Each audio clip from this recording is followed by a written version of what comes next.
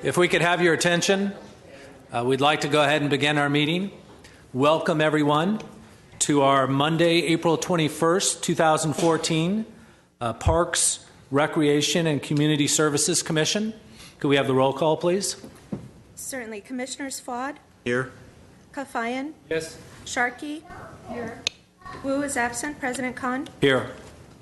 The agenda for the April 21st, 2014 meeting was posted on the bulletin board outside City Hall on or before Friday, April 18, 2014.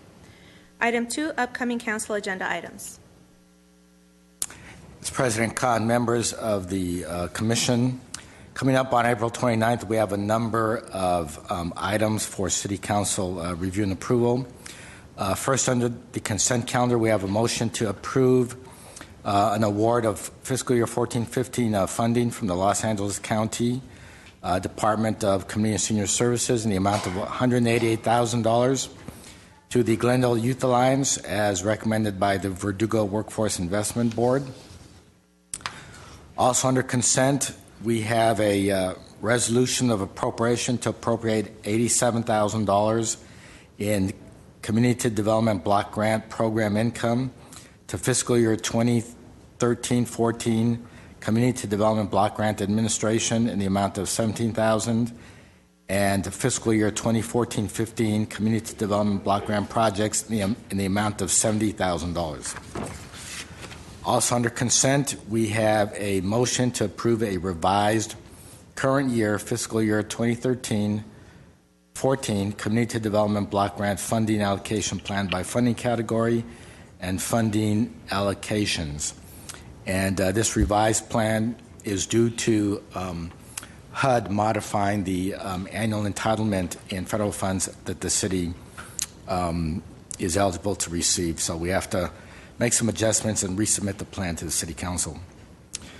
Also on April 29th, we have a motion, another consent item, which is a motion to approve a change order to a purchase order in the amount not to exceed $39,000 with Play Power LT Farmington Incorporated to install point-in-place rubber surface in the playground area at Maryland Avenue Park.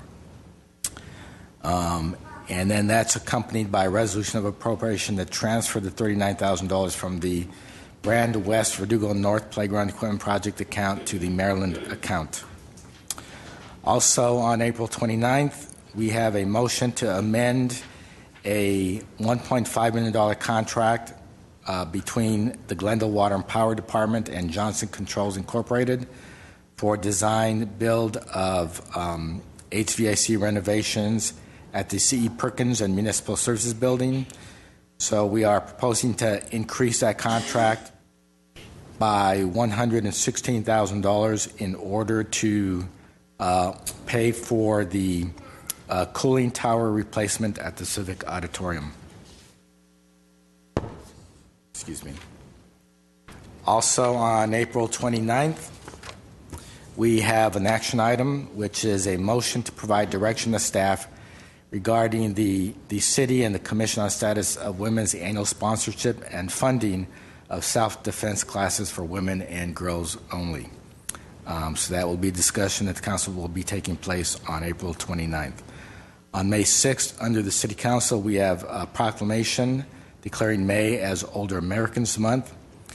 And then on May 13th, under a joint meeting between the City Council and the Housing Authority, is a motion to approve the fiscal year 2014-15 Community Development Block Grant Annual Action Plan and authorize submission of the plan to the Federal Department of Housing and Urban Development. And that is all. Thank you, Mr. Duran. What is next? Next, item 3, introductions and presentations. At A is a presentation by Los Angeles County Parks regarding the Crescenta Valley Skate Park. President Khan, if I may, by way of introduction, as I'm sure you all know, the Crescenta Valley Park, although it is county property for the most part, it is in Glendale and adjacent to the city of Glendale and Glendale residents. As you know, the only other skate park we have in the city of Glendale is at Verdugo Park. The the LA County staff has conducted community meetings, and thus far, as they will report to you today, have received mostly positive feedback on the proposed skate park. So they are here to make a presentation to your commission.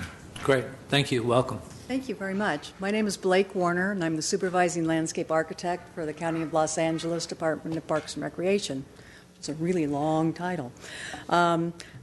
As your director was mentioned, we're here today to present a new amenity to an existing county park located within the city limits. The park is Crescenta Valley Park, and the amenity is a skate and scooter park. This project was brought to the county by a grassroots effort of community residents in the city, led by Mary O'Keefe from the Firehouse, and a youngster named Cooper Ivan, who's not that much of a youngster anymore. They've been working on this for a little while. They developed a committee, a skate park committee, and worked directly with our deputy director to develop the project. As it moved forward, we hired a consultant to create the conceptual design. And as your director said, we had 3 community outreach meetings from December through February of this year. And the result is a direct response to the needs and desires of the youth of this area. So if we take a look at the site plan for just a moment, just to orient you, we've got New York Avenue here, Honolulu Avenue, park to the south. The parking lot that will serve the skate park is an existing parking lot which will be upgraded for ADA access. And the area located for the skate park is an open turf area. So no trees, no oak trees will be removed as part of the project. And like I said, we've got a perspective drawing over here of the skate elements that will be included. They're specifically for skaters and scooter riders. And the maximum depth of any element is 5 feet, so it's not an extreme park in any way. But again, it directly is in response to your community outreach. We also have a new restroom building that will service the skate park specifically. And that's really what we're here to tell you about today, and I'd be glad to answer any questions you might have. Are there any questions? No, I think that's a great idea. I think it's great, but who'll be supervising this? The park is a staffed park, but there will not be an attendant at the skate park. State insurance codes. Everything will be posted with safety rules that will be accessed. We have our county sheriffs who patrol the park, but mainly it'll be maintained by our park staff. And again, it is a staffed park. Los Angeles Park. County of Los Angeles. Thank you. And this is being funded solely by the county? At this point, that is correct. And what are the hours of operation? Dawn to dusk. It will not be a lighted skate park. Okay. It's the same hours of operation as the park. Great. Well, thank you. Thank you for coming out and sharing with us. What is next? Item 3B, presentation by the Catalina Verdugo Adobe docents. Good afternoon, President Kalan and members of the council. I'm Ann Denis, and I'm representing the Days of the Verdugo Heritage Association. Our organization furnished the museum, and we operate the museum and work with the city to have different events there. And I'm going to give you a report of our events from 2013. We actually started off with small private tours. Our museum is furnished in the 1850s, and it represents the Verdugo family that lived there during that era. It's on, if you don't know, 2211 Bonita Avenue in the Verdugo Woodlands. In March, it was Palm Sunday, we did an open house and Easter egg hunt for the community. And we had small plastic eggs full of jelly beans. We served refreshments and, of course, gave tours of the museum. And it was a very nice family outing, very relaxing day. People visited, and the kids hunted all the eggs, so it turned out very well. In May, we had some dignitaries visit us from Korea.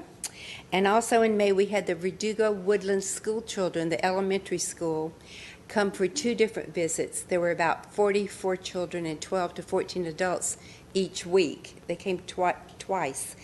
And when we have groups that large, we divide them into one tours the museum, another group goes on a scavenger hunt, another group goes on a relay race, and they do a tortilla toss.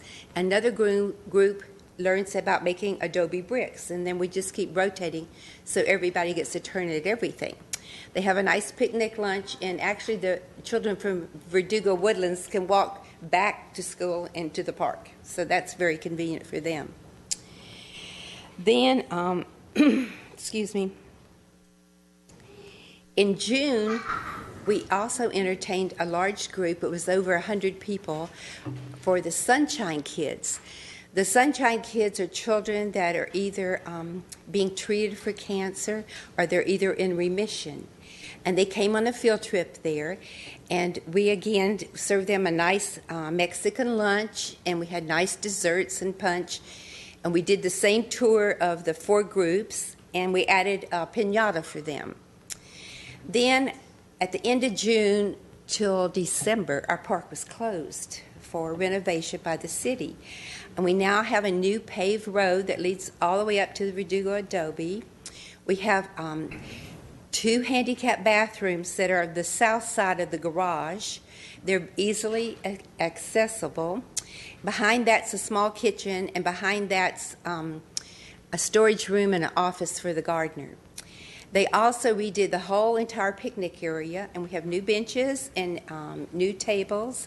We have solar lighting over, so that's very nice. And we had an open house with a ribbon cutting on December the 10th with the city to open the park back to the public. And we have a fundraiser plan for this year that my friend Sandy Kepler, who's also a docent, is going to talk to you about. And we hope you can attend our fundraiser. Thank you. Good afternoon, Commissioners, Mr. Duran, and staff. As Ann said, I'm Sandy Kepler. I'm on the board of the Days Verdugo Heritage Association, and we're here to invite you to our open house Fiesta Cita, which will be held Sunday, May 4th, from noon to 4. And it will be on the grounds of our Catalina Verdugo Adobe at 2211 Bonita Drive in Glendale, which is in the Verdugo Woodlands. We're going to be serving a Mexican lunch with some drinks throughout the day. So as an open house, you can come and go. You can stay as long or as little as you'd like. And we'll be giving tours. Anne will be giving tours. I'll be in charge of food. And we're going to have an opportunity drawing, probably 2 or 3 throughout the day. The tickets are going to be $25 for adults, $10 for children 6 to 12 years old, and children 5 and under are free. So this is a nice opportunity to see the newly refurbished grounds, because they do look beautiful, and to support our Adobe, the Catalina Verdugo Adobe, and to see the oldest house in Glendale. Thank you. Thank you. Comments or questions? Thank you very much for your presentations. What is next? Item 3C, Annual Volunteer Recognition.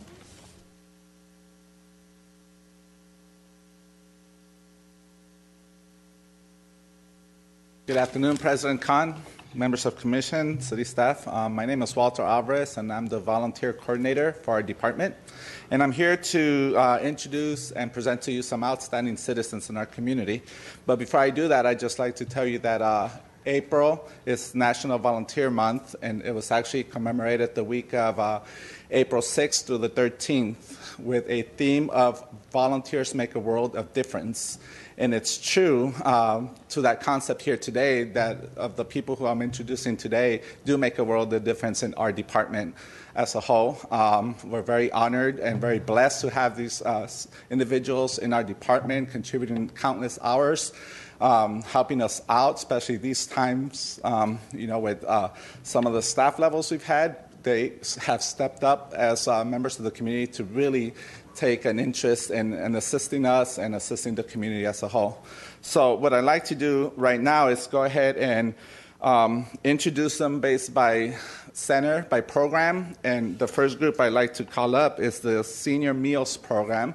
And I'd actually would like Miss Dottie Sharkey, if she could help me out here, with presenting some wonderful certificates we created for them, as well as a small goodie bag as a token of our appreciation for their contribution to our department. Great. So with that, and I'll call out their names.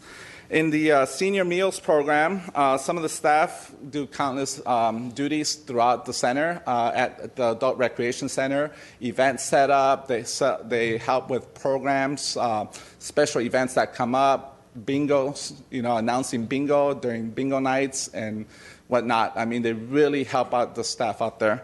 So first person that will come up is Margaret Uriski. Margaret, if you could come up. And the people being acknowledged today is for their 100-plus hours of contribution to our department. So, Margaret. Margaret, first let me shake your hand. Thank you so much. There you go. If you could stay up here, Margaret, and we'll call you as a group. The next one is Irma Olson. Irma.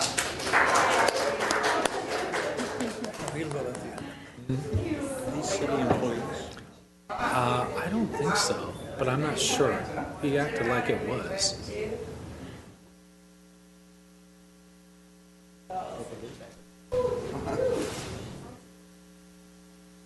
What's that? Oh, you could have a seat, actually. There were a few others that unfortunately aren't able to be here today, but I'd just like to make mention of them. Oops, sorry. Nick Gonzalez, Rita Carranza, Terry Ballman, and Olga Guevara also have contributed 100-plus hours to the Adult Recreation Center. The next group to be called up is for the senior programs. The senior programs ARC, again, assisting with events. The first one will be Yarvan Sarabian. I'm sorry about that. Yarvan. Actually, clap.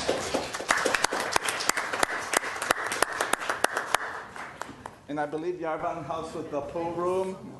Thank you for your... Yes, he assists with the pool room. You have a goodie bag. The next one to come up is Radavus Bakshi.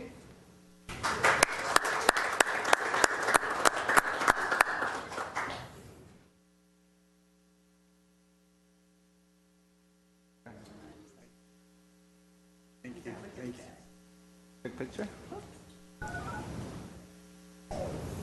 Thank you.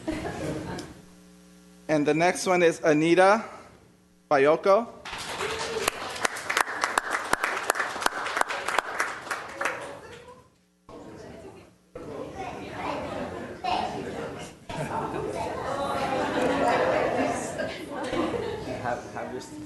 Have a goodie bag on your way. Okay, and that's for the senior meals, the senior ARC program, and so we'll move on to the sports program. Person that's been a very committed volunteer. I heard he started some soccer program there at the sports complex, Master Soccer, and that's Richard Dick Jover.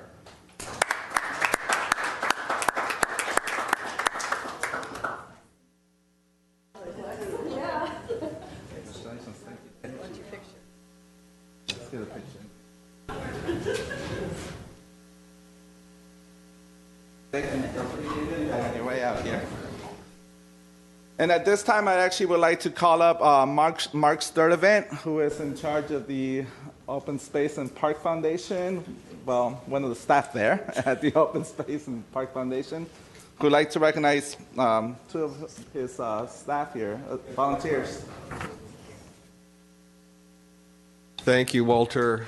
President Khan, members of the commission, staff members.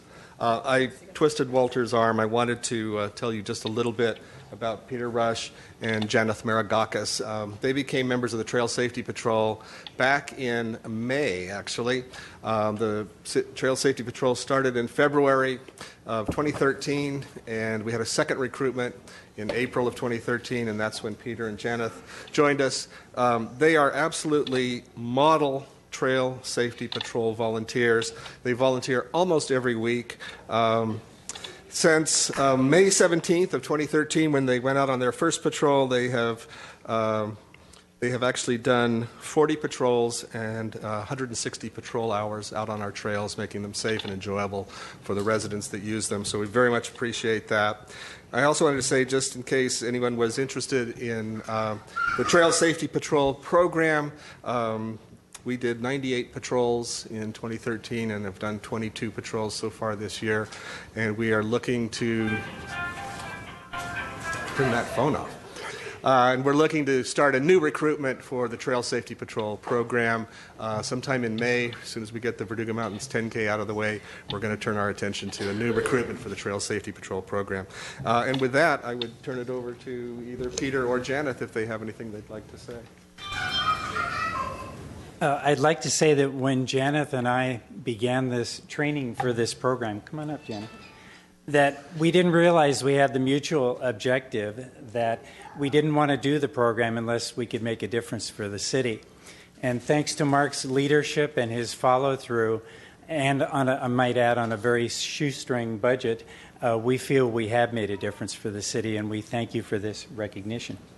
Thank you. Thank you. What do the patrols actually do? What do the patrols actually do? Sure. It's obviously, the name says trail safety, so we're out on the trail as often as we can be. We each have backpacks. We have water for people. You'd be amazed at how many people bring small children up on the trails and they don't have enough water. They don't know the trails, so we have trail maps for them.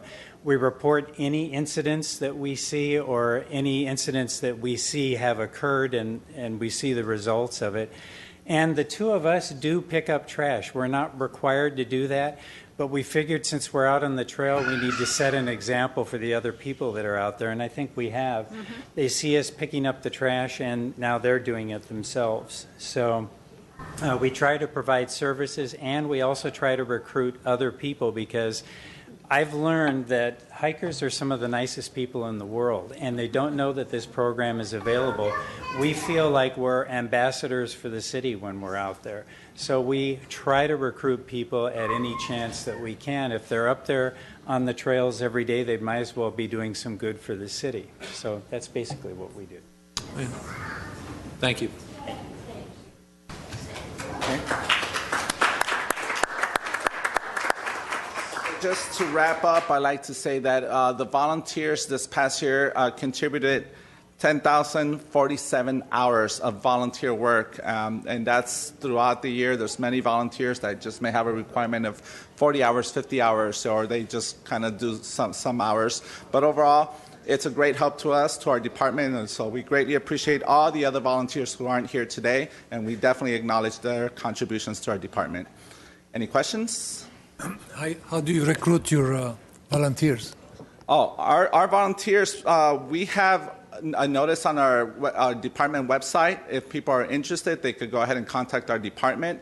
HR, at any point, people could visit HR, and if they're interested in volunteering, they'll specifically say what field or what department they may have an interest in.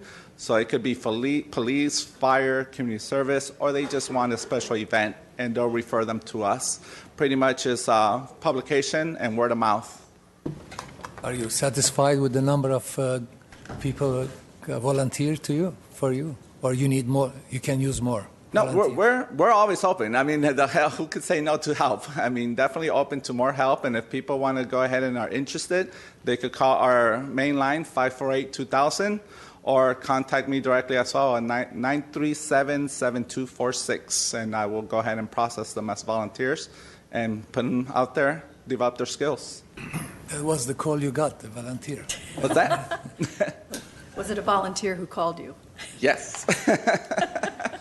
All right, thank you. Thank you Have a very great day. much. Thanks. We'd like to thank all the volunteers. Can we have one last round of applause?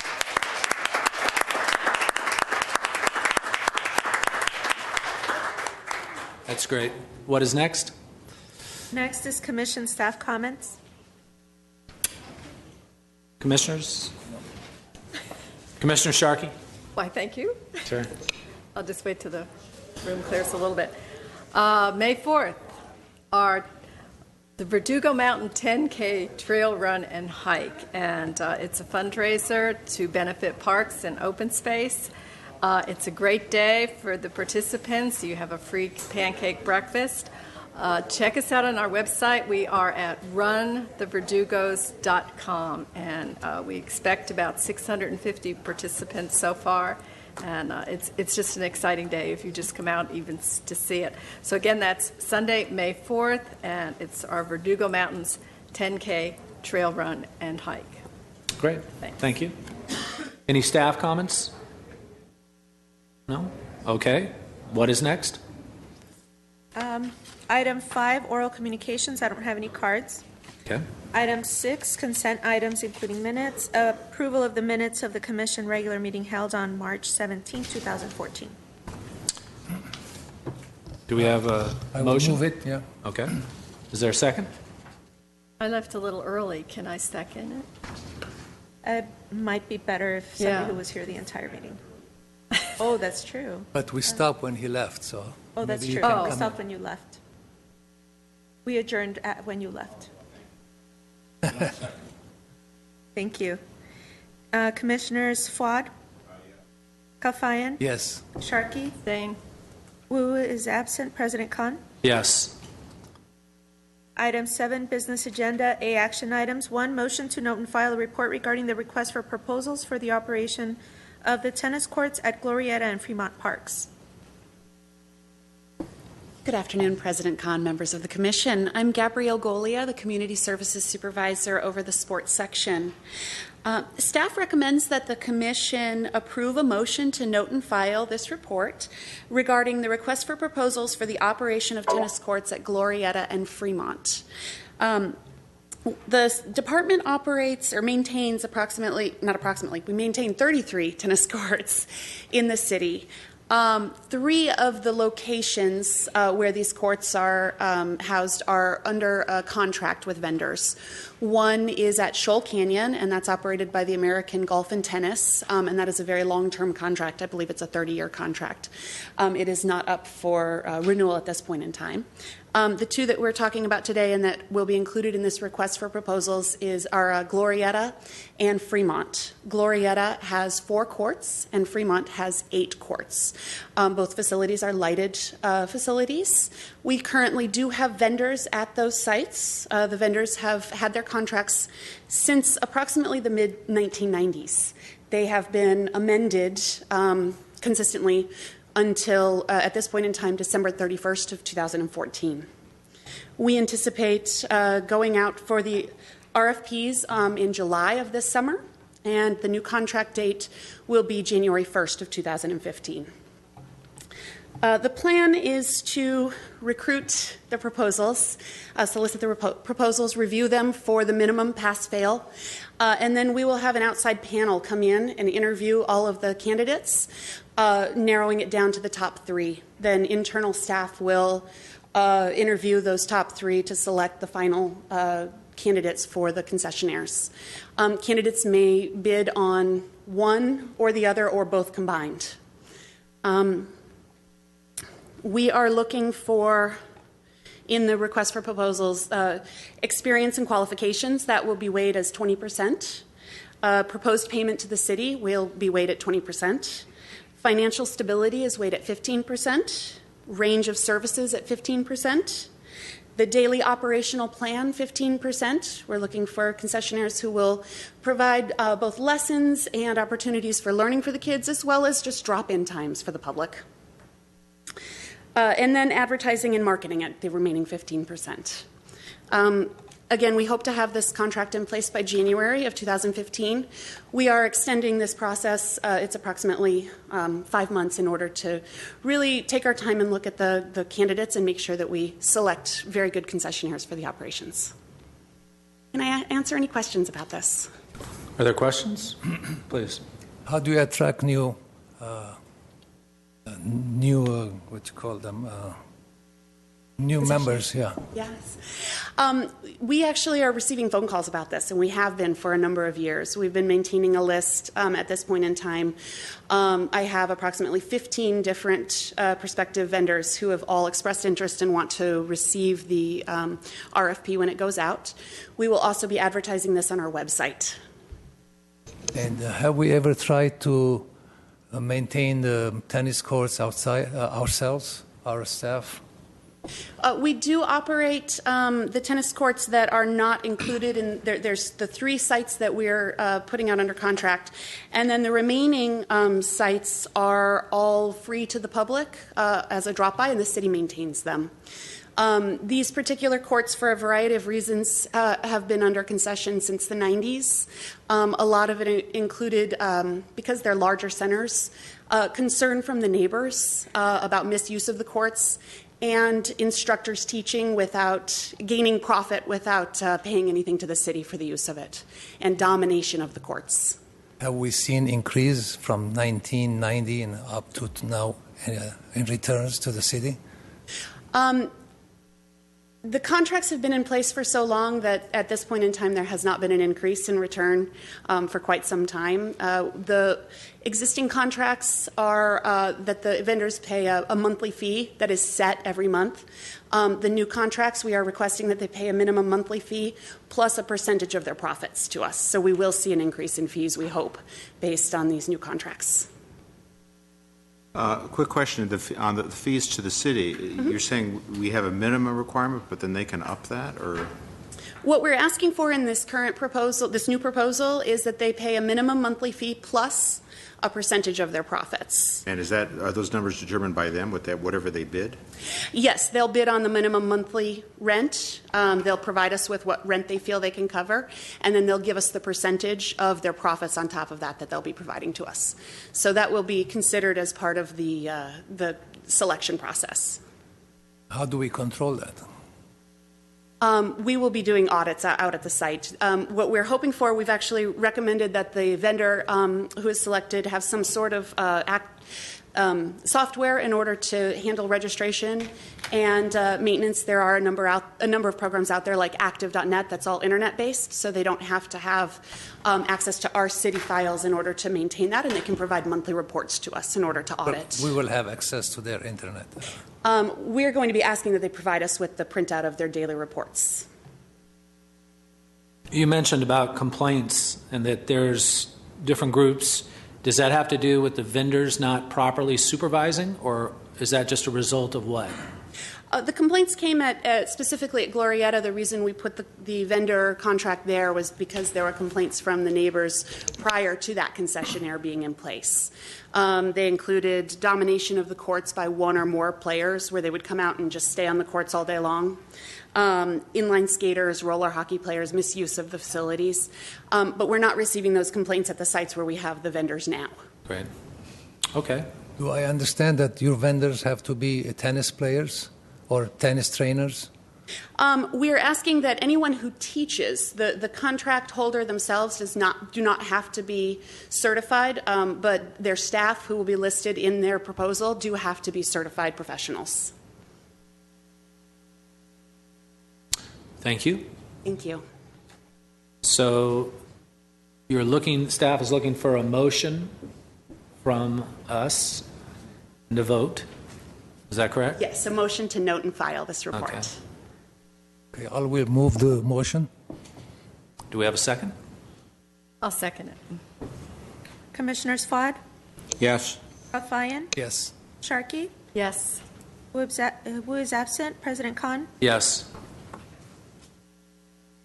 Next is item 7A2, motion to review and provide feedback regarding the proposed Pacific Park artificial turf programming plan. Good afternoon, President Khan, members of the Commission. My name is Sabah Garabedian, Community Services Supervisor at Pacific Community Center. We're requesting feedback on the way we're using and issuing permits for Pacific Community Center's artificial turf soccer field. As you are aware, the field opened up on March 29 of 2014, and currently its hours of operation are Monday through Friday from 4 p.m. to 10 p.m., Saturdays and Sundays from 7 a.m. to 10 p.m., and then while Glendale Unified School District goes on break, whether it's summer, spring, Thanksgiving, or winter, it'll be available for our use for day camps or STAR or any rentals from 7 a.m. to 4 p.m., and then private reservations or drop-in from 4 p.m. to 10 p.m., and the same on the weekends. We currently have 11 regular users scheduled throughout the week, and we had to give and take with them, try to accommodate as best as possible. Everybody wanted the same times during the week, primarily Tuesday through Thursday from 7 to 10, and there's only one field, so that wasn't going to happen. So everybody was able to compromise with us, and we were able to accommodate just about every single request. We do have a waiting list already for weeknights, as interesting as that is. And also we have some time dedicated to youth drop-in because it's popular by the time we actually open it up to the community for reservations. We had a bunch of youth coming onto the field and wanting to get usage of the field. So we've allocated some time for them, about 16 hours a week. And those days and times are Monday, Wednesday, and Friday from 4 to 6 p.m. or 4 to 6:30, depending on the day. Saturdays from 12 to 3 p.m. and Sundays from 12 noon to 6 p.m.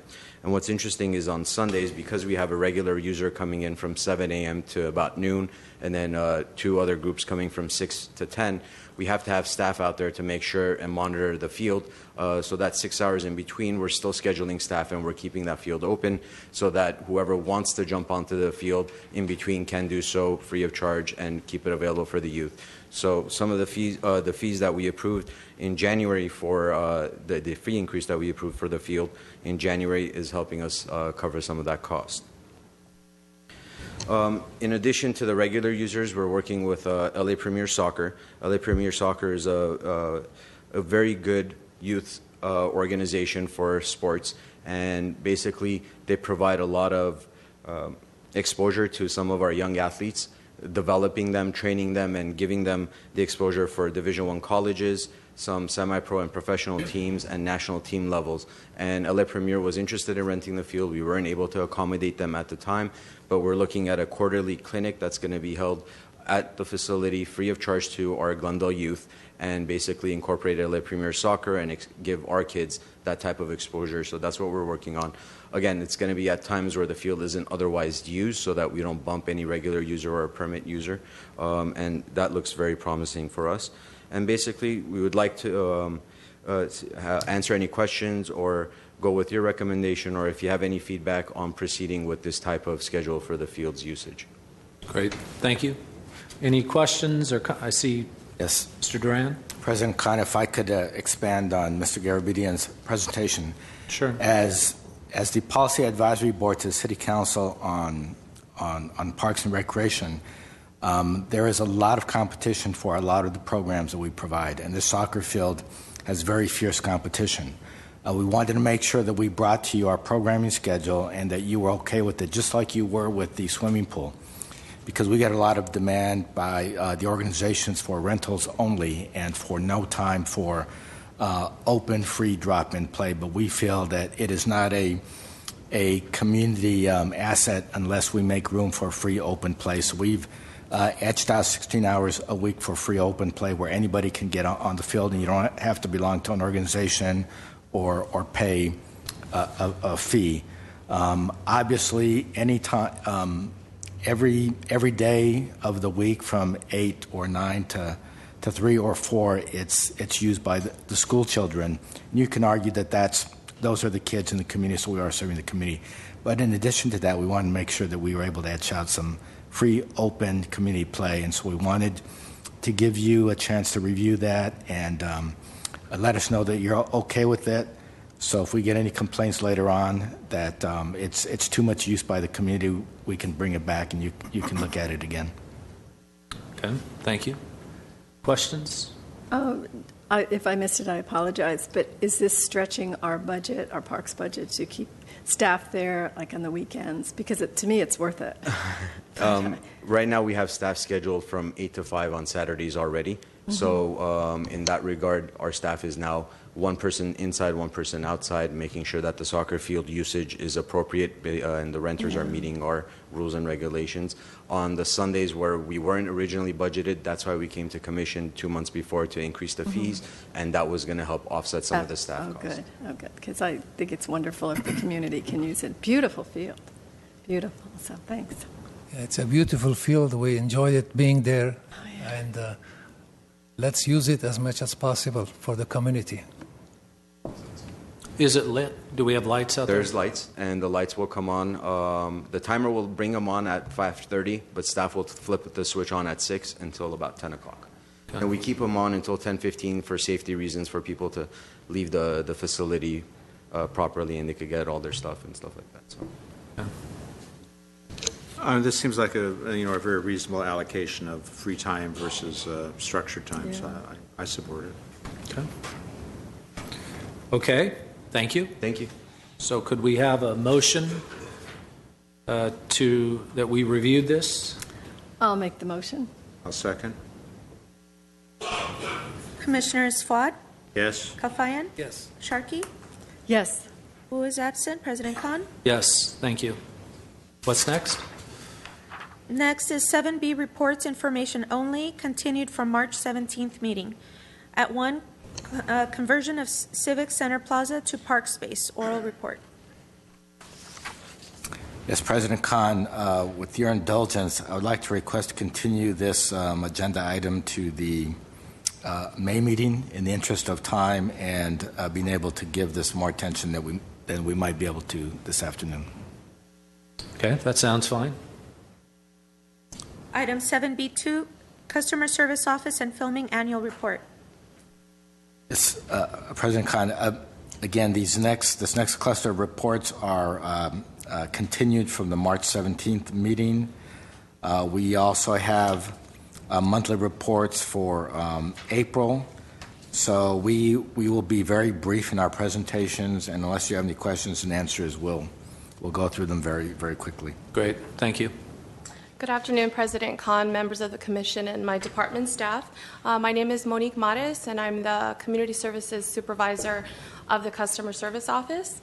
The Customer Service Office opened up in 1999, and its main purpose was to centralize registration and reservations so that way the public could come in one easy spot, either register for a class or reserve a park for a party or a special event. The office is currently staffed with 1 full-timer and 2 part-timers. The office supports our entire department. We answer approximately 3,000 to 5,000 phone calls a month during our busy season. Some of those calls are not for our business, but we get routed these calls from other departments, and we basically have to route them to the right departments so they can get assistance. We also process registrations, reservations, refunds, and transfers. If somebody registers for a class and wants to transfer later, we do all that too. We also follow up on refund paperwork when people pay deposits for the reservations, and we follow up and get their money back. The registrations we accept are for Cruise Night Day Camp, Lifelong Learning Program, which is our contract class program, and a few other activities that run once a year. Reservations are currently accepted for 4 community buildings and 8 park locations, although we do have our community centers that accept and process their own reservations. For this past calendar year, we processed 1,530 reservations and 3,918 registrations. We also handle the daily deposits for the Civic Auditorium, any transactions that were processed on the internet, the skate park, and brand studios. We processed this last calendar year close to $1,165,000 in our deposits. The Customer Service Office also oversees the Leisure Guide, which is our department's premier publication that highlights all of our programs, and the Resident Caretaker Program. Another area that we supervise is the filming program that our department runs in conjunction with the City Clerk's Office. And in last year, we brought in $95,796 compared to the prior year, which was only $69,000. So we took in a considerable increase. In the near future, we're going to be upgrading our software. Our software has actually become a legacy product, and it's run its course, and it doesn't do exactly what we need. So we've been working with Info Services to select new software that will handle the entire department's registrations and reservations. And once we actually purchase the software, we'll be working with Finance and the Treasurer's Department to make sure that we can integrate our deposits and our instructor payments. And I'm actually almost finished working on a new park brochure since Verdugo Adobe, as you heard earlier, was just finished being remodeled. So I'm adding that to the brochure, and also Duke Majan Wilderness Park. And that's pretty much it for my presentation, unless you had any questions. Do we have any questions? No. Great, thank you. Thank you. Item 7B3, monthly activity reports. A, workforce development. Good afternoon, President Khan and Commissioners. I just have one really quick item that I want to point out, that we did receive funding from the County of Los Angeles for the summer youth program, so we will be allocating that funding to the Glendale Youth Alliance to provide employment to about 200 youth this summer, about $400,000. So it's a good allocation for our youth. Definitely. Thanks. Thank you. Next, 7B3B, recreation and community services. President Khan, members of the Commission, one thing I want to highlight that was in my March report was our community center drop-in programming for calendar year 2013. Our drop-in programming is held at 4 of our community centers: Pacific Community Center, Maple Park, Adult Recreation Center, and also Spar Heights Community Center. We have drop-in basketball, volleyball, exercise, billiards, table tennis, tot time, bridge, all these recreational activities for participants at 4 of our facilities. In 2013, we had a total of 155,448 duplicated participants enjoy the drop-in programmings at our community centers. So hopefully by 2014, by this year, we want to expand our drop-in programming to teen services, both at Pacific Community Center and Maple Park Community Center. As for the Civic Auditorium, in January, we had 6 events with a revenue of $30,588. Month of February, we had 21 events with a revenue of $38,000. Total year-to-date was $251,830. As for our rentals at the customer service office and community centers, we had a total of 245 revenue permits in January, totaling $38,571. In February, we had 259 revenue permits, totaling $40,000. And our film permit revenue increased from $15,848 to $48,038. So that's it for March. Great. Thank you. What's next? 7B3C, park services. President Khan, members of the Commission, good afternoon. For the month of March, I should say February. For the month of February, the Park Services have completed 149 work orders, of which 112 were gardeners, 1 for pesticide application, and 36 for irrigation repair. Total amount of hours on specialized work orders was 489 hours, total hours for month of February. We also focused a lot on touching up on all the ball fields, since February and March is when the Little League season starts. So additional aerations and fertilizing took place on a lot of our ball fields. Some special requests from Little Leagues had us spending more time on the ball fields, as well as a lot of irrigation, as not that we actually had a winter, but as spring comes about and summer comes rolling around, we spent a lot of time on doing irrigation repairs, replacing valves. And in the month of February, I believe we replaced 3 backflow prevention devices. It's a little more technical and labor intensive, but well necessary to be able to prevent the water to backflow into the system in case something goes obviously off.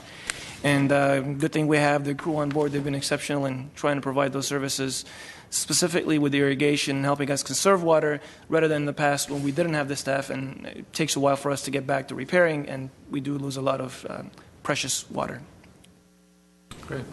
As for our presentation for the following month, we'll be combining two and highlighting a couple of projects for you soon. Great. Thank you. 7B3D, Human Services.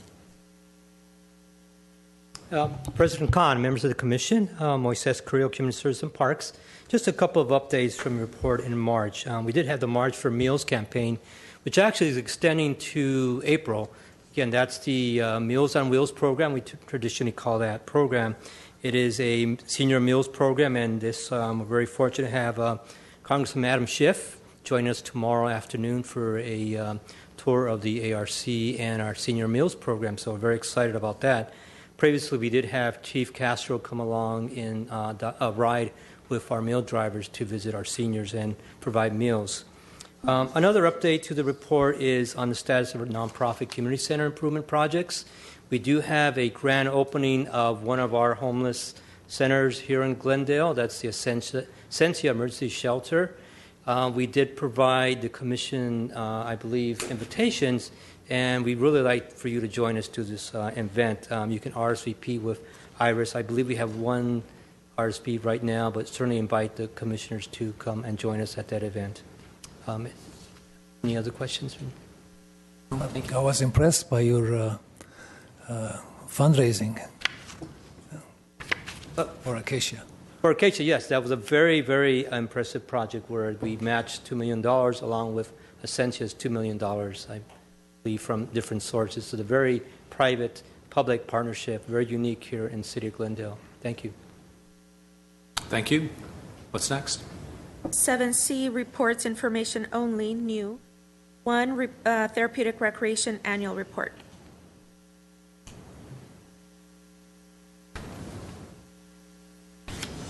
Good afternoon, President Khan, members of Commission. My name is Kenneth Khan. I supervise therapeutic recreation programs and Maple Park Community Center. Here to give you just a brief overview of the therapeutic recreation programs. You have the report in your packets.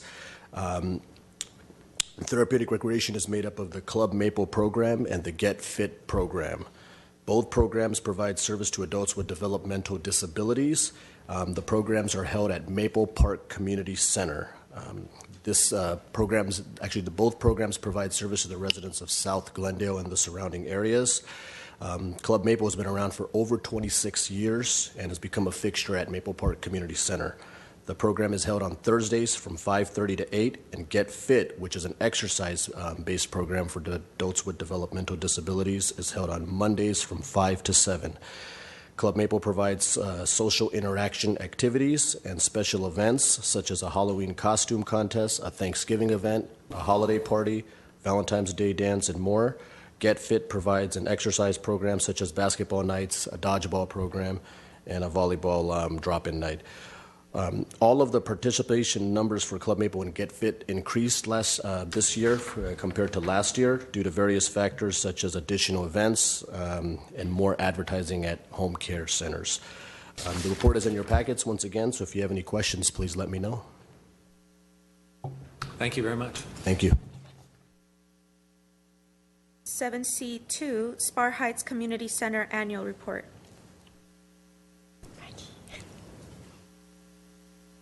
Good afternoon, President Khan, Commissioners. I'm Maggie Kavarian, Community Services Supervisor for Spar Heights Community Center.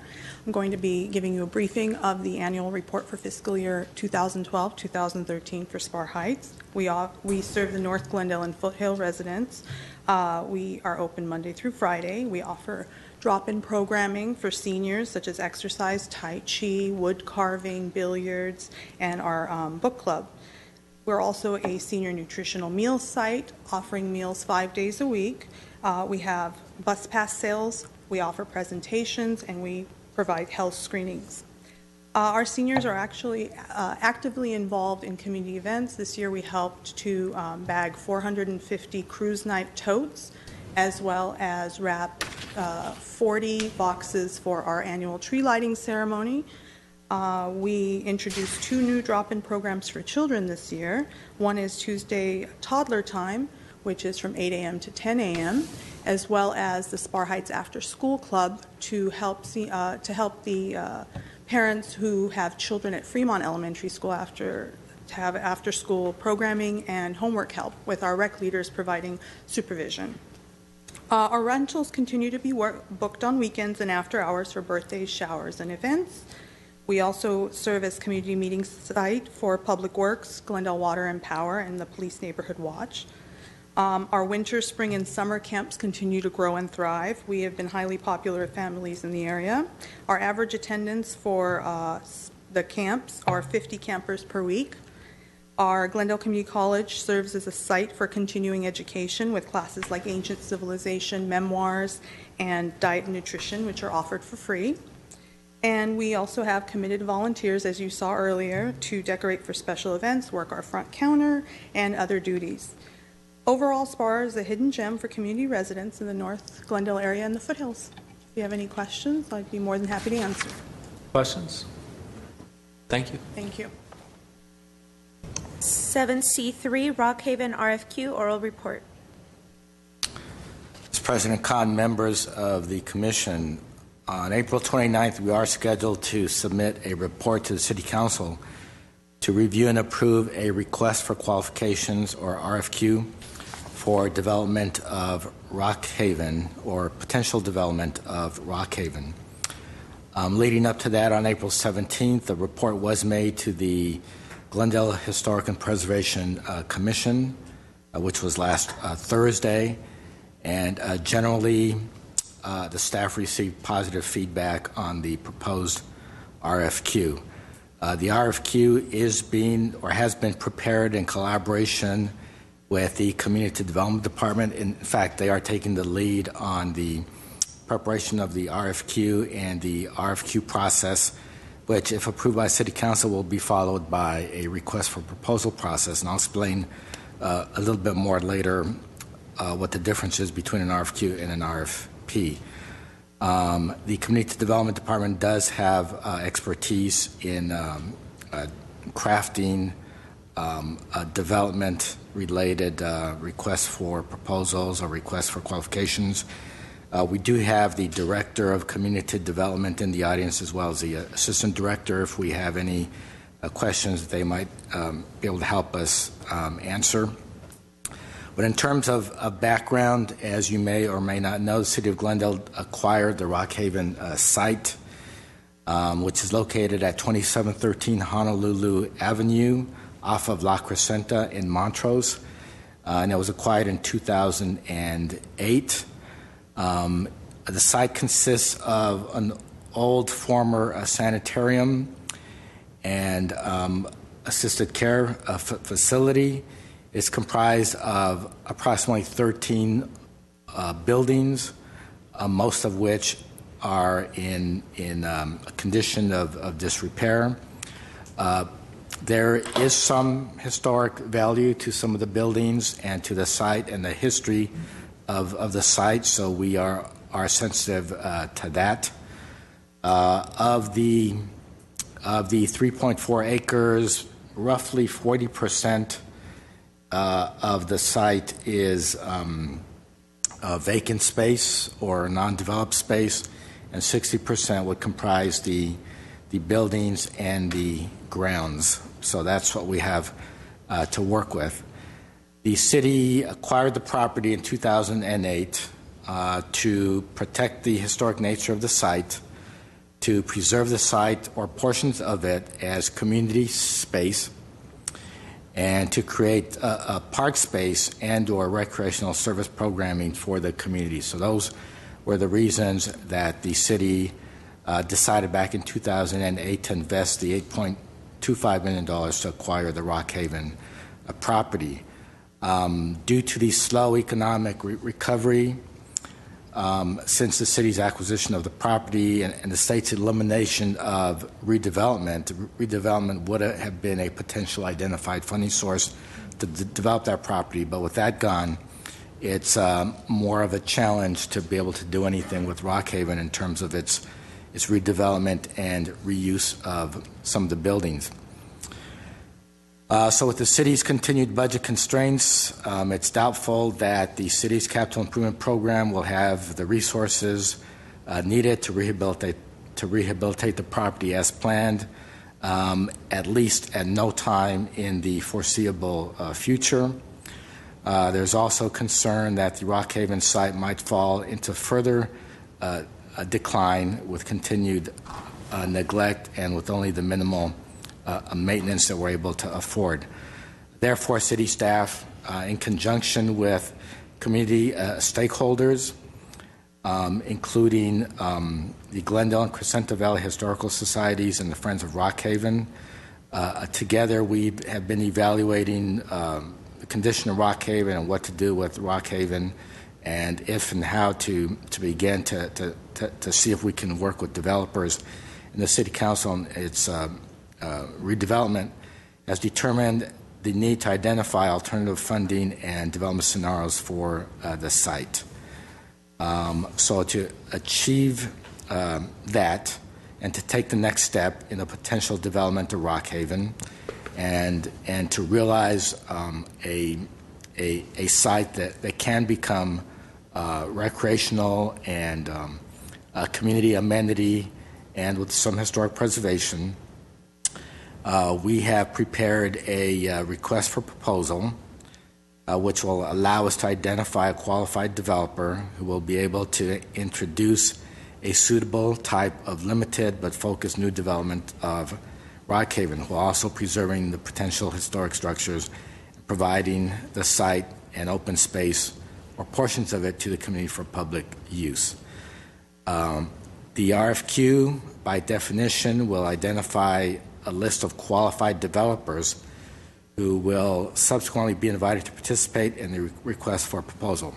So the RFQ will allow us to determine which developers are qualified to even work with the city based on their vision, their background, their experience, their knowledge and understanding of the city's mission and goals with the project. And the most qualified proposers will then be invited to take the next step, which would be for them to invest more time and more resources and more interaction with the city to develop more refined proposals on what they would propose for the site, including the financial feasibility and the financial partnership between the city and the developer. And the City Council will have an opportunity to engage in their own discussion in terms of what they collectively envision for that site based on ideas that they would be gathering from developers in terms of what developers think they can do with that site while giving the city some recreational space, some community use, and some preservation of some of the buildings. So that's the ultimate goal. In terms of what's going to be in the RFP, I will quickly walk you through the elements. Of course, we're going to ask for the developer's experience, including the developer's background knowledge and experience on similar designed and or historic projects, which we will evaluate. We'll ask for references to verify their experience. We will ask for a listing of the development team partnership. We will look at or evaluate the strength of the development team with respect to their expertise and experience, as well as possible partnerships being proposed for the project. We will look closely at the design team and the strength of the design team that is put together and their record of success with sustainable projects and high visibility projects. We will evaluate the developer's vision, how the developer articulates the vision of the property, both from the city's perspective and their own perspective. We will look for components of the developer's qualifications which demonstrates their sensitivity to community involvement and community participation and experience in conducting community outreach and involving the community in the development of designs and projects. And so these elements will all be part of the RFQ, and is subject to the City Council's approval of the RFQ and authorizing us to issue the RFQ. On April 29th, we will release the RFQ on May 2nd. Developers will have 60 days to respond to the RFQ, which will give us a deadline of July 2nd. We will be scheduling 2 site tours so that we'll have a chance to meet the developers and introduce them to the site. The first will be on May 21st, and the second will be on June 4th. The RFQs, as I mentioned, will be due into the city on July 2nd. We would plan to make a presentation to the City Council on approximately July 15th with recommendations for developers based on the RFQ. So right now, that is the update on Rockhaven and our idea for beginning to take steps to evaluate the potential for developing Rockhaven and working with City Council. As I mentioned, the Historic Preservation Commission received a report. You're receiving a report today. We do have the Director of Community Development and the Assistant Director here if you have any more questions or any more insight or any feedback that you have at this point. Well, I have a question. What kind of, 2 questions. What kind of developments are you sort of contemplating, and will the developer fully finance the park rehabilitation as well as their own development? Is that...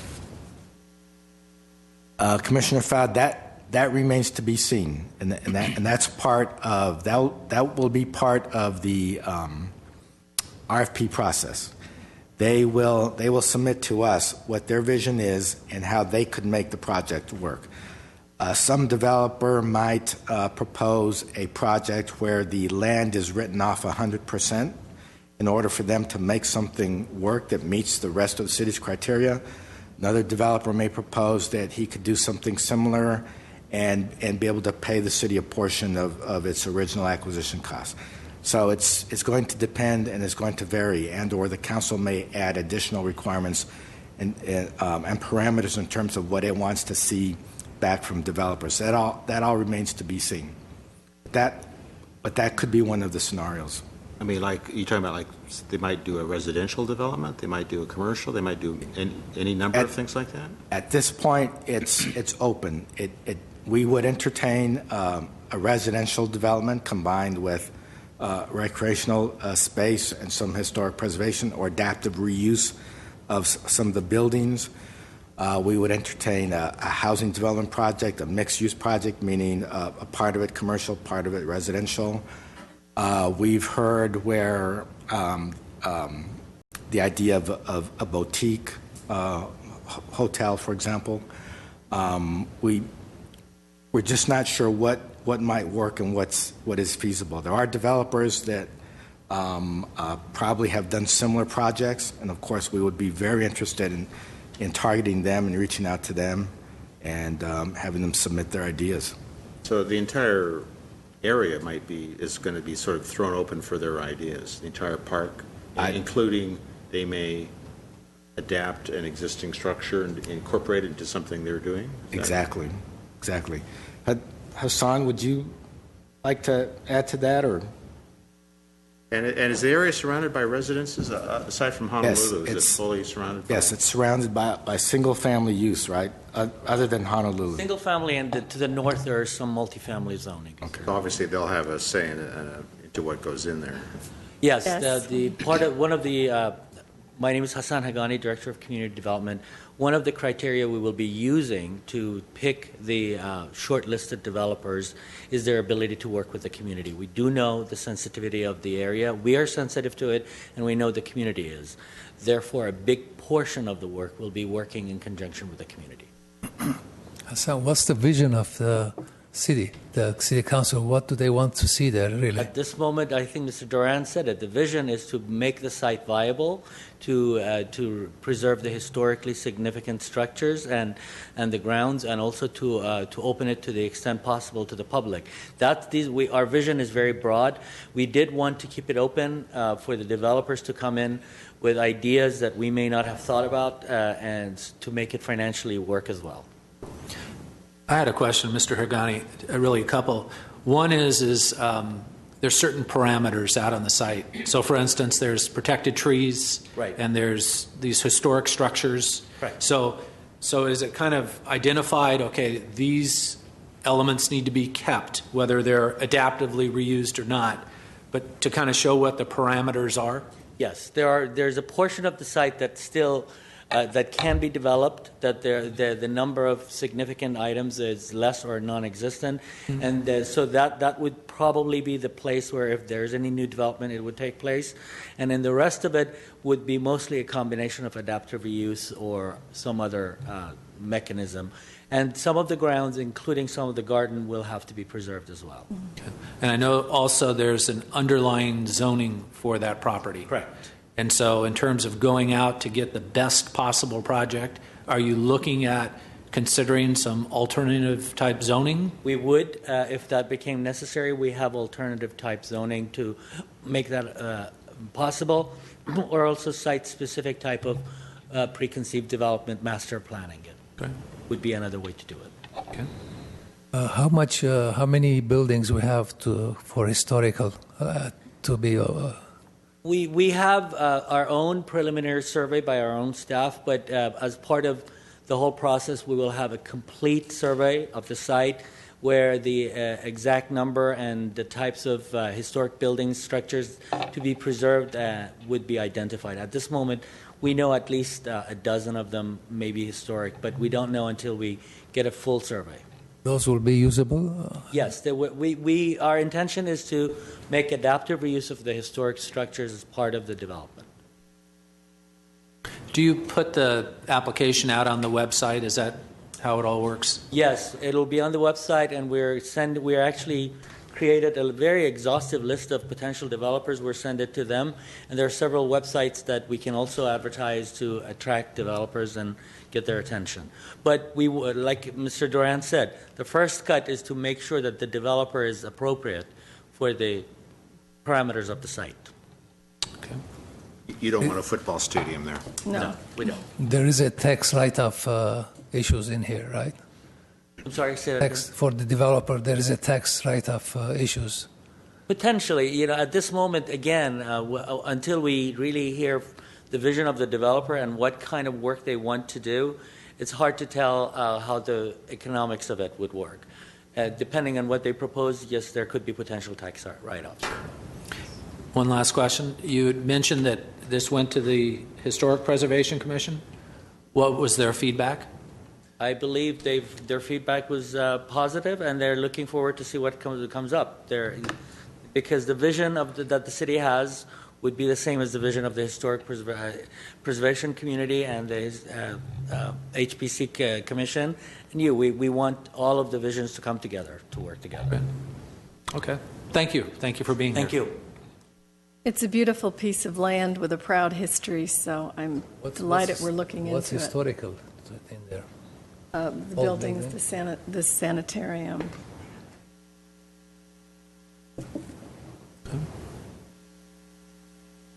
Okay. Any other questions or comments or anything? Okay. What is next? 7C4 monthly activity reports at A, Park Planning and Development. President Khan, members of the Commission, I have 4 items to give you an update on. I'm happy to inform you that the play equipment at Dunsmore, the new equipment, is completely installed and it's open to the public for use. So that completes the second new playground this year, and then the third one will be upcoming at the Brand Park.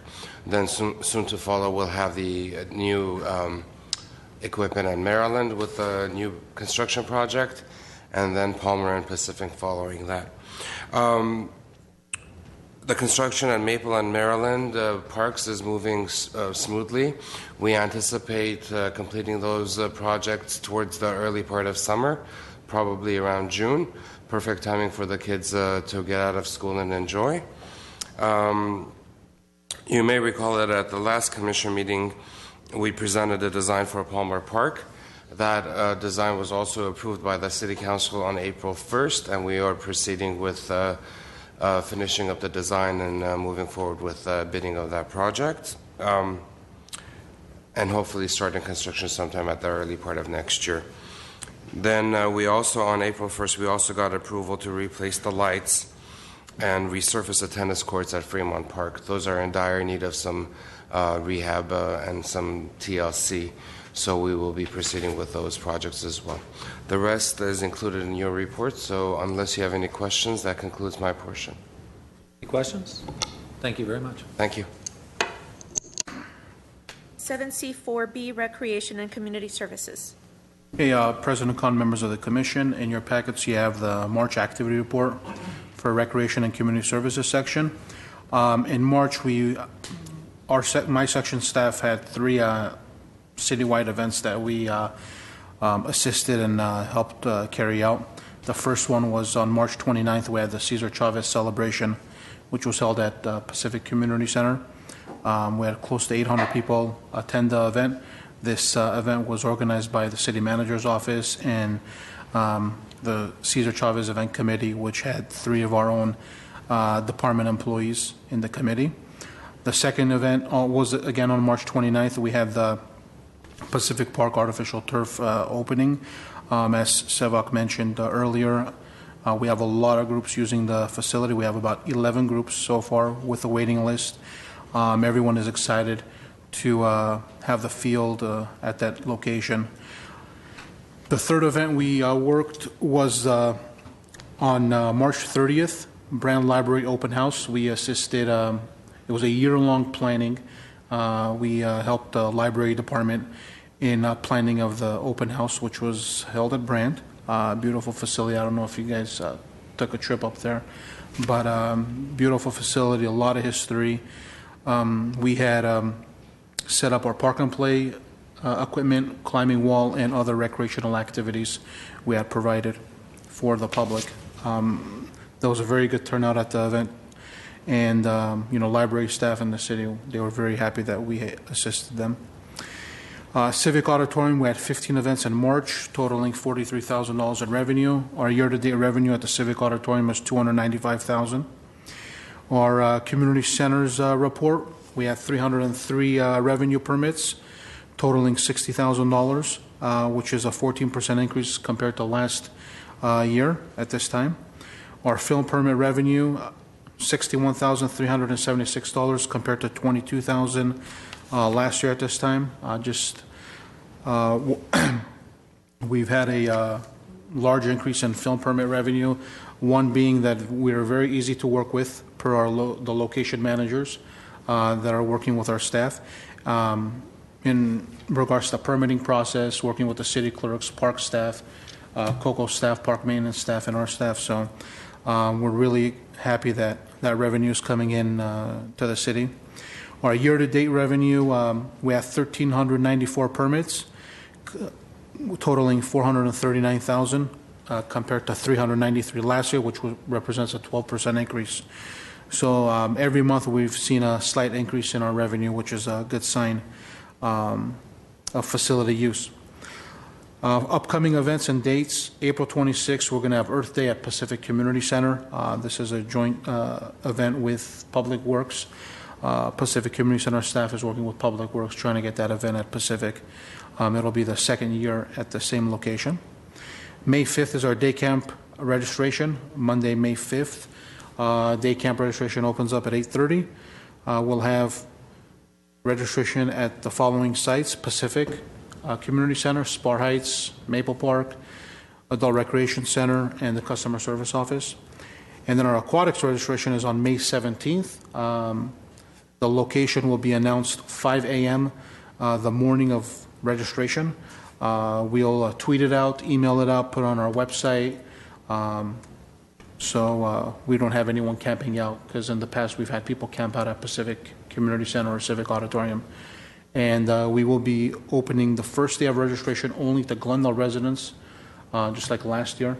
That was a very success. The Glendale residents were excited and happy that we did that for them. And then May 18th, we'll open it up to everyone else.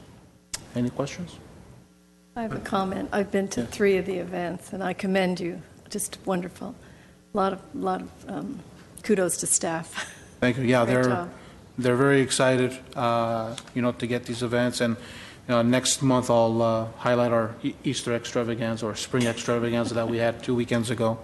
But we have a full summer ahead of us, very busy summer ahead of us with planning of events, aquatics, camps, and so on. So we're very excited. Great. Thank you very much. 7C, 4C, Park Services. Good afternoon again, President Khan, Commissioners. For the month of March, we completed 108 work orders, of which 71 work orders were gardeners and 37 for irrigation repairs, total of 505 hours of labor.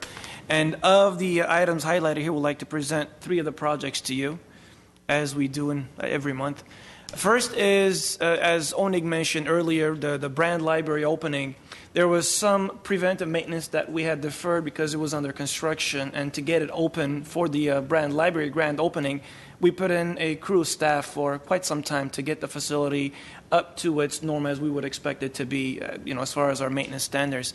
As such, this would be the triangle right outside, had not much growing in there. Staff identified appropriate planting, and most of the new planting we're doing in most of these sites, mind you, are drought-tolerant landscaping, so that once they're established, we can reduce the use of water and consistently grow it. And this is the backside of the library, which was within the fence, and there was a lot of vegetation that had overgrown and died. If you recall what this looked like, unfortunately I don't have a picture before. It is night and day as far as what it looked like after the staff went through, but in a significant amount of time removed everything and they mulched it, as you would note. A lot of the dead shrubs, trees were removed, and there's still landscaping, some additional landscaping that is bound to happen in this location. We're looking at fixing a couple of irrigation issues at this site before we do the new planting. In the future, you might see some new slides of planting in this area. Going forward, this is right outside the Brand Studios, and there were some planters, as you notice, they were replanted. During the construction, they were moved aside and put away. So before the opening, staff worked on placing those back out in the plaza area, and again, similarly to other projects, landscaped it with drought-tolerant flowers. And I believe from the users of the Brand Studios, for the art, especially for their artwork, they enjoy it because a lot of them do paint the flowers and the planters outside, so it kind of serves a dual purpose. For the opening, we also had the whole area reversed. Backside, I should say, the east side of the library has the hillside and the trails. We're working with GYA youth. We cleared that whole brush area. It opened it up quite a bit. So there was some activity in that area, kids hanging out. We were able to hopefully clear that out now that it's more visible, more open, and it looks a lot nicer. And also all the debris and the trees and shrubs that were growing, it's a clear, and we have more work planned in the future to keep that area more clean and always visible and open so nobody can hide back there. Some more pictures there are a lot of planters and little pots that staff planted in. The next project was at Edison Elementary School. This is Edison Elementary in Pacific Park. As you know, we share the property, and a lot of the landscape responsibilities, maintenance of the grounds, fall on Park Services as per our MOU. We had a call from the school. They were supposed to have, what is it called? Distinguished school site visit on March 24th. It was March 24th, scheduled for a distinguished school site visit. In working with the school, our staff looked at re-landscaping some of the areas in the front on Vine off Edison and also on Pacific around the corner. This is old landscaping. There was some ivy and they were starting to die back. Some of the plants you see, they really weren't surviving. They weren't doing very well. So the first task of staff would be is to get everything cleared out, fix the irrigation. There were several irrigation issues here. Once we fixed the irrigation, cleared everything out, then staff had to come in and identify appropriate plants for the area. There was 4 different shrub beds, as you note here, that were filled in, and we had a crew from 2 different sections come in and have this thing completed. And once we completed and added some mulch on top, this is the final look of some of the angles for the site. And I did move on one extra here, but I'm happy to report that Pacific Edison did receive the Distinguished School Award, so it got added to one additional site in Glendale as a distinguished school. Stengel Field, as you know, Stengel Field we have an agreement, a memorandum of understanding with the school district. The school district now has taken on responsibility, the maintenance, and operation of the Stengel Field. Along with that agreement, we had promised and agreed that we would install submeters for water and power that the school will be responsible for paying for the consumption. It was a fair agreement, and it took a while to get this project rolling because this was a very, very big project for us to manage. But the pictures you're going to see now it's a 4-inch main line that we took out and we installed a meter at this location using our staff. We did use heavy equipment to backhoes to come in and dig this out. There was a lot of debris. This was a 2-month-long project by the time we ordered the appropriate parts, and this is the meter that you see that was ordered. It took about 6 weeks to get it shipped and delivered to us. And as you note, this is toward the entrance to Stengel, just east of it. And once staff got in and adjusted it and installed a meter, obviously it has to be exact and appropriate with a 4-inch line. You don't want to have any leaks or any lines busting because it would flood the area. And once it was installed and complete, we ordered a specialized box that we installed and covered. And this gives us access, still has plenty of room for us to go in and conduct any repairs that may be needed. But project was completed within a 2-month time frame with a lot of delay for parts being ordered. And this is the final outlook. Now we are tracking. Our staff is responsible for tracking the consumption of the meter and working with GWP identify what the cost would be, and we will be passing that on along with the electrical submeter, passing that on to GUSD. That concludes the 3 projects I have to highlight for you. Any questions? I have a comment for you. I like the idea of being partners with the school, the unified school. They can use it during the week, and after hours we can use it, which is usually it's free. So it's a good usage of both sides. It's a good idea to be partners with them. Specifically for Stengel Field, Commissioner Kalfayan, the agreement is the school district will be the one in scheduling the whole operation, yet in the MOU we have specified previous users before we went into the MOU, before we signed the agreement, previous users such as the Little League, the college, they all have their fair share of the field. So the responsibility has fallen on the school district to make sure all the groups have appropriate reservation times. What it has benefited us with, the staff that we had signed at Stengel, now we're able to pull from and schedule over at Dunsmore and some of the other outlying facilities that, given the reduction, we're not getting the attention. Proud to report that, at Dunsmore, the field looks, immaculate. If that is a word to be used for a ball field, it looks really nice. It's flush green, it's leveled, and, as far as ball play, everything is being played out right. The coaches are happy. The leagues that are using those fields are happy. So we've seen the rec benefit, I should say, of leasing or having the Stengel Field under the contract with the school district to maintain. Yeah. I agree with Commissioner Kofalian. I mean, that's a good idea of those joint use type facilities. So anyway, thank you very much. What's next? 7C4D, Human Services. Oh, good afternoon again. Speaking of joint uses, we do have another joint use who's actually for a nonprofit agency. That's All for Health, Health for All, who is leasing one of our park properties at the Cedar House on Cedar and Harvard. It's the Heritage Gardens property where they're actually providing a mental health program for youth and teens to really work with teens on substance abuse and alcohol dependency prevention. It just started a program in April, and we're expecting a grand opening sometime in May 2014. So certainly invite the commissioners to attend as well as staff. As we get data as far as the services being provided, we'll continue to inform the commission as well. So any questions? Right. That's good news. Yeah. Great. Thank you. What is next? Item 8, adjournment. It is 4:02 and we are adjourned. Thank you. Well, good job.